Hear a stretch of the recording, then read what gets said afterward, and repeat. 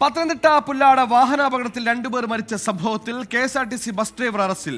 ഇന്നലെ രാത്രി അപകടത്തിന് ശേഷം ഓടി രക്ഷപ്പെട്ട തിരുവനന്തപുരം വിതുര സ്വദേശി ലിജിൻ ലാലാണ് പിടിയിലായത്. നിയന്ത്രണം വിട്ട KSRTC ബസ് ഇടിച്ച് കാർ യാത്രികരായ 2 പേർക്കാണ് ഇന്നലെ ജീവൻ നഷ്ടമായത്. കാറിലുണ്ടായത് 2 പേർ ഇപ്പോഴും ഗുരുതരാവസ്ഥയിൽ തുടരുകയാണ്.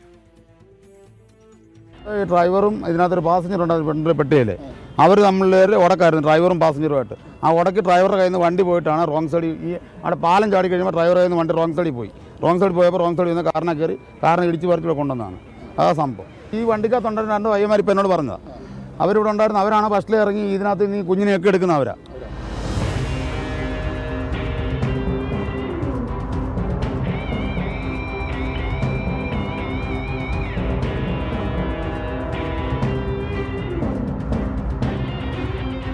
ഇന്നലെ രാത്രി 9:10 പുല്ലാട് മുട്ടമണ്ണിൽ വെച്ച് അപകടമുണ്ടായത്.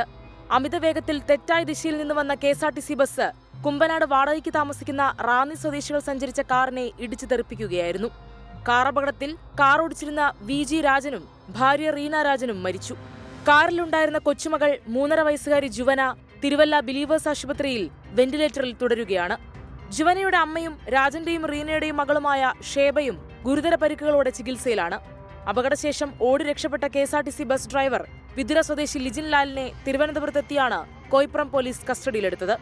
24 പത്തനംതിട്ട.